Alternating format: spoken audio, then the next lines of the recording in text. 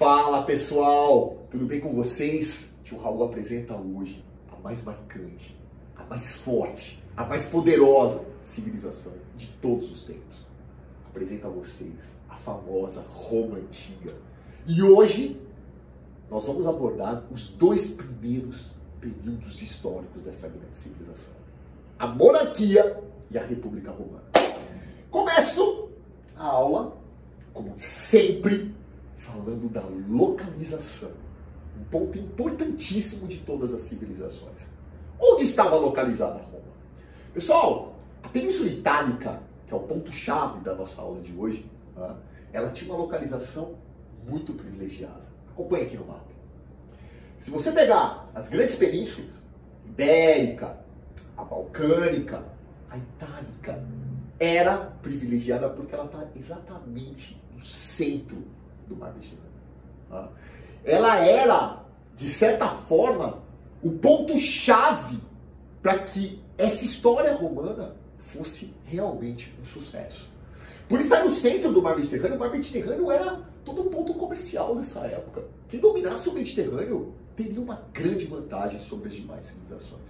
E foi isso, de certa forma, que Roma buscou desde o primeiro momento, desde o início da sua civilização.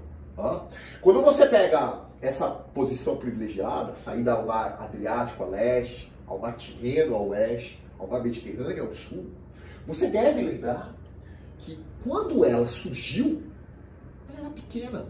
A origem romana, a origem histórica, que geralmente cientificamente é aceita, remonta aos povos etruscos e italiotes. Só que, curiosamente, na civilização romana, a origem lendária é muito mais lembrada. Rômulo, Remo, os irmãos, e o terceiro elemento, que era a loba. Os irmãos que foram jogados sobre o rio e criados por uma loba. Reparem isso.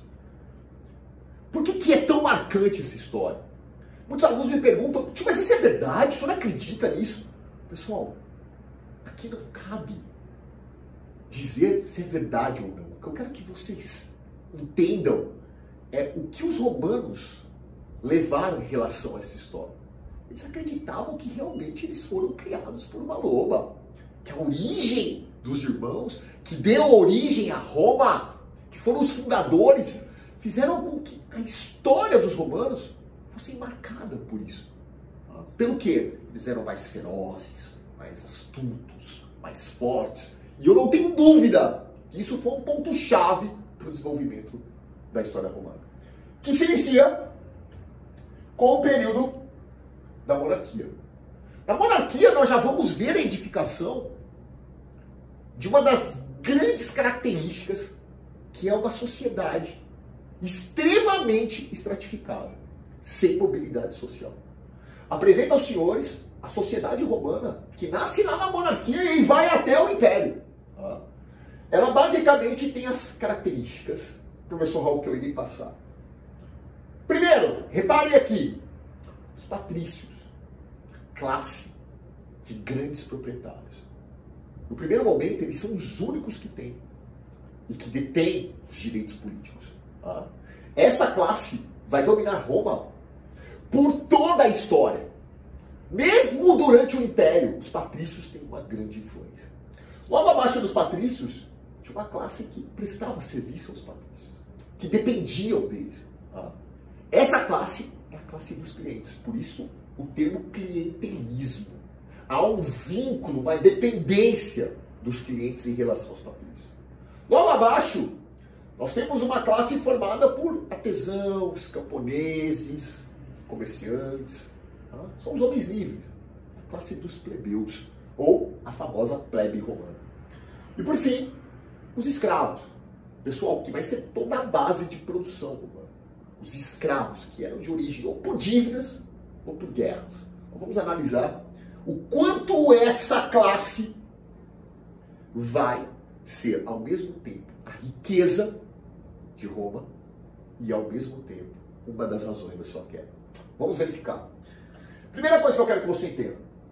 Durante a monarquia, pessoal, o último rei, chamado Tarquínio o Soberbo, ele vinha apresentando uma série de conflitos com a classe dos patrícios. Os patrícios não aceitavam os mandos e desmandos do rei.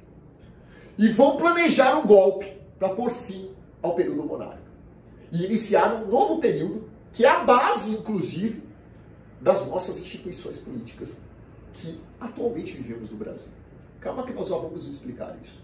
Foi nesse golpe dos patrícios que nós tivemos Tarquínio Soberbo sendo deposto e o início de um novo período chamado período republicano. Moralmente, essa queda do Tarquínio é explicada pela lenda da Cassa Lucrécia. A Cassa Lucrécia, teoricamente, foi a filha de um patrício que foi violada pelo filho do rei do Tarquínio Soberbo. Então, moralmente, os patrícios se revoltaram em função disso. Só que nós sabemos que existia, sim, interesse econômico, político por trás dessa história. E quando começa o período republicano, que vai lá de 509 até 27 anos antes de Cristo, finalmente os patrícios assumem o poder. E vão começar uma nova estrutura, conhecida como república, que vem da palavra res publicus. O que é uma república, tio Raul? Diferente da monarquia, o poder não é mais vitalício, ou seja, dura por toda a sua vida, e nem mais hereditário, ou seja, passa de pai para filho. A república é quando você tem um representante público, por isso a palavra vem do latim res publicus. Tá? E essa representação estava aqui na sua organização política. Nós tínhamos o Senado, reparem como é muito parecido com a organização das diversas repúblicas que você conhece atualmente. Você tem o Senado, que era o órgão máximo. E você tinha as assembleias, que era uma espécie de poder legislativo. Tá? Esse detalhe é interessante porque o que era votado nas assembleias era o Senado que ratificava. Era o Senado que aprovava ou não. O Senado era o órgão máximo. As assembleias poderiam ser a curiata, que era dos patrícios, ou a centuriata, que era dos militares, famosos centurions. Preste bem atenção, em épocas de guerra, a centuriata aumentava o poder frente à curiata. Professor, tinha também a comitia plebis, mas ela nem sempre existiu. Nós vamos ver daqui a pouquinho como que era a comissão dos plebeus, ou o comitê dos plebeus. Nós vamos ver daqui a pouquinho como ela surgiu. Então, basicamente, o Senado, as assembleias e os cargos dentro da República. É interessante que esses cargos, o funcionalismo público, que você chamaria dessa forma, está aqui representado por essa situação. As magistraturas, nós tínhamos o edil, que era o prefeito, o questor, que cuidava das finanças, o pretor, que cuidava da justiça, e a magistratura maior, que de certa forma era o chefe maior dos militares, que de certa forma tinha um poder preponderante também sobre o Senado, que era o cônsul. Era o cargo mais alto dentro da República Romana. Então repare, a estrutura da República Romana segue até hoje os moldes de uma república comum. Nós seguimos essas características desse período histórico romano até hoje. O Senado, as assembleias, as magistraturas. Então, toda essa estrutura foi uma herança, um legado romano para a gente. Só que a República, ela começa de uma forma bem interessante. Quando os patrícios deram o golpe e tiraram o Tarquínio, aquele rei que eu havia dito para vocês lá na fase passada, e colocaram, professor Raul, todo o seu poder, toda a sua força para começar esse período republicano, os patrícios começam a explorar demais a classe dos plebeus, que vai gerar as famosas revoltas do tribunos da plebe. Ou seja, os plebeus não aceitavam isso. Por isso que eu coloco aqui, os patrícios comandam a república, só que aumentam demais a exploração da plebe. E isso vai gerar revoltas. E essas revoltas geraram as famosas conquistas da plebe, que é um ponto fundamental, que é um ponto que é muito cobrado dentro da República Romana. Quais foram as conquistas da plebe? Pessoal, as conquistas foram tão importantes que, de certa forma, fizeram com que Roma tivesse uma sociedade mais igualitária nessa época. A primeira conquista foi a Lei Licínia. A Lei Licínia proibiu a escravidão por dívidas e deu aos plebeus o direito de participar das magistraturas, ou seja, dos cargos da República Romana. Reparem, como os plebeus conseguem uma, de certa forma, representação política nessa época? Foi através dessas conquistas. A Lei Licínia é a primeira. Lei Canuleia. A Lei Canuleia permitia o casamento entre um patrício e um plebeu. Tem muitos alunos que colocam na minha prova que ela permitia um golpe do baú. Tudo bem, é aceitável. Tá? Eu quero que você entenda realmente qual o significado disso. Tá? Esse permitir o casamento entre um patrício e um plebeu permitia a mobilidade social. Isso é muito bom para a classe dos plebeus. Tio Raul, Lei das 12 Tábuas, leis escritas, é o nascimento do direito romano, que vai ser fortíssimo, vai ser um dos marcos dessa civilização. O que mais que eles conquistaram? Vai vendo, conquistas da plebe. Tiveram a criação de um comitê plebeu. Foi aqui que eles conquistaram isso aqui que eu passei para os senhores, ó. Lá na Assembleia, quando foi criada a Comitia Plebis, eles conseguiram nessa questão, tá? Das revoltas, das conquistas através dessas revoltas.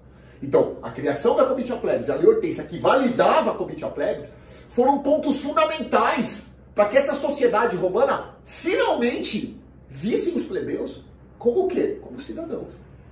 Como pessoas que tivessem realmente participação na vida pública, na vida política. E quando os patrícios resolveram esse problema com os plebeus, o que eles pensaram? Não, agora é a hora de nós realmente tomarmos a rédea da República Romana e começarmos o nosso processo de expansão. A famosa expansão territorial republicana. É interessante, porque a expansão territorial durante a República Romana, ela tem duas fases bem distintas. A primeira, foi quando eles conquistaram a Península Itálica. Tá?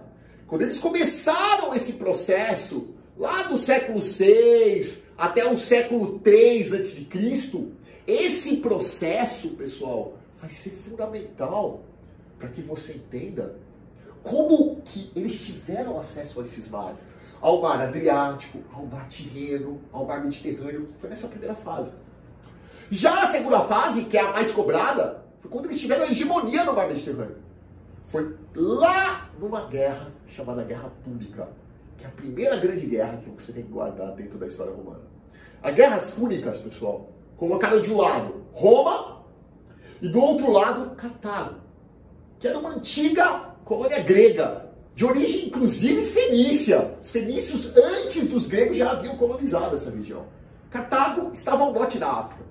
Essa guerra, pessoal, foi muito forte, porque Cartago, até então, dominava toda aquela região ao sul da Península Itálica, toda a região que você conhece hoje como Mediterrâneo.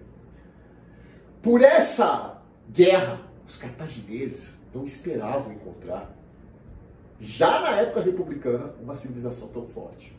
A guerra tem três fases. No primeiro momento, Roma ataca Cartago. No segundo momento, Cartago contra-ataca. E no terceiro momento, Roma arrebenta, arrasou Cartago. E quando ela conquistou a região dos púnicos, ou seja, os cartagineses, quando ela chega nessa ilha e conquista essa região, ela de certa forma estava levando todo o mar Mediterrâneo, entre aspas, para o seu monopólio. É por isso que eu digo que essa guerra é o ponto-chave para você entender por que Roma ficou tão grandiosa. A partir do momento que Cartago é derrotado, você tem a hegemonia romana sobre o mar Mediterrâneo e, como você pode ver no mapa que eu coloquei aqui para os senhores, nós vamos ter toda essa região do norte da África até a Península Ibérica, chegando até a Ásia Menor, toda essa região dominada pelo período republicano. Reparem, já na República eles conseguiram uma expansão territorial considerável. Só que isso trouxe consequências.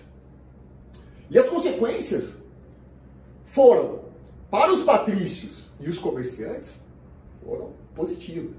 Tá?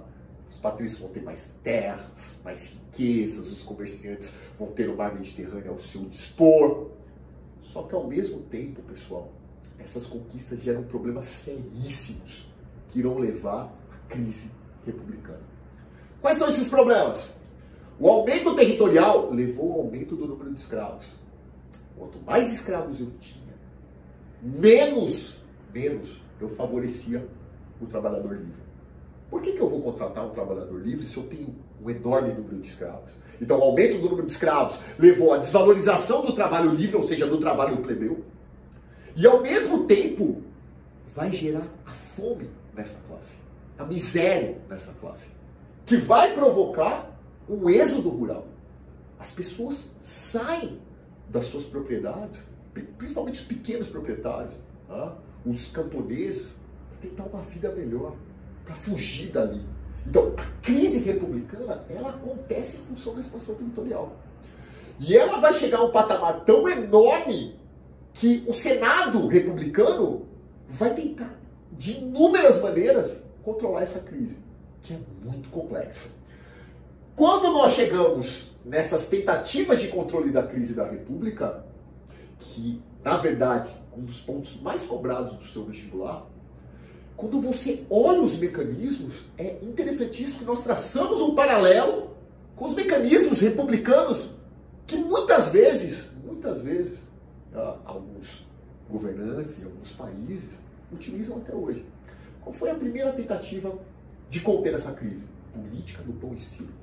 Com certeza uma das perguntas mais cobradas quando se fala em Roma. O que era a política do pão e circo? De pão, ou seja, alimento, e de diversão à população, que eles vão acalmar.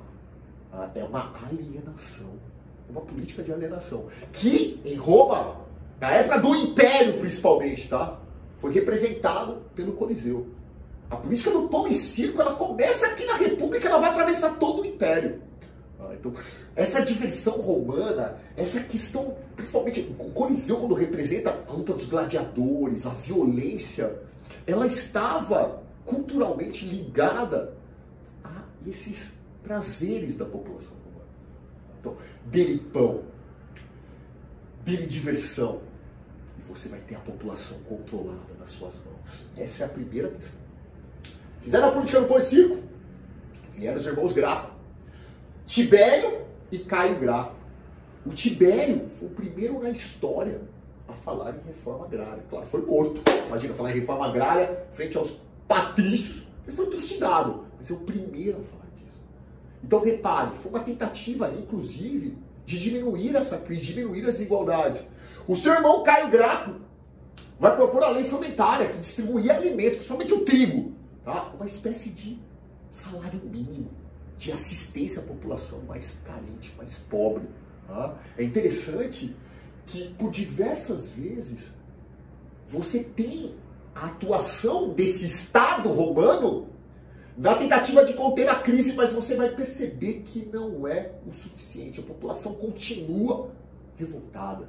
A miséria ainda continua assolando a República. Política do pão e circo, irmãos Graco não foram suficientes. Qual foi a solução? Chama os militares. Vamos colocar 2 ditadores. Quem sabe com poder forte, centralizado, essa situação não melhore. Eles talvez não pudessem controlar todas essas revoltas. Será? Quando os irmãos Graco, professor Raul, fazem todas as reformas, a ditadura de Mário Sila vem na sequência para tentar centralizar o poder e conter essas revoltas. O efeito foi o contrário. Eles geraram mais, essa força, essa violência usada pelos ditadores, geraram mais revoltas. E uma delas, a mais famosa, a famosa revolta de Espartacus, que tem esse nome em função do líder, o famoso Espartaco, um escravo gladiador, que era uma espécie de Messi, Cristiano Ronaldo, da época quando se apresentava. Por quê? Porque todo mundo queria ver a força, a destreza, a habilidade que ele tinha. E o poder de convencimento frente aos seus iguais. Foi Espartaco que liderou uma revolta com mais de 100 mil escravos, que ameaçou toda a República, chegando ao ponto deles tomarem uma atitude extremamente grave em relação ao regime republicano. Eles elegeram um triunvirato, ou seja, 3 pessoas, por isso o nome triunvirato, 3 pessoas que governariam Roma e tentariam pôr, de uma vez por toda, o fim a essa crise republicana. O primeiro triunvirato, marcado por Crasso, Pompeu, o famoso Júlio César, e o segundo triunvirato, marcado por Marco Antônio, Lépido, e um ponto aqui que eu destaquei, porque é onde nós vamos encerrar essa primeira parte da aula, sobre Roma. Otávio. Otávio se destacava dentre os demais triunviratos. Por quê? Porque ele tinha um apoio popular e ele também tinha um apoio do Senado. Foi utilizando deste mecanismo, dessa característica dele, que ele vai ser transformado em Augustus, ou seja, em um imperador. Com o apoio do Senado, ele centraliza o poder e no ano de 27 a.C., nós vamos ter o fim da República Romana de uma forma categórica, dando o poder a um homem que vai transformar para sempre a história romana. Vai conseguir controlar essas revoltas, vai conseguir pôr fim à crise que até então assolava a República e começar um novo e o mais famoso período romano, o famoso Império Romano, que é o tema de uma próxima aula. Um abraço, pessoal!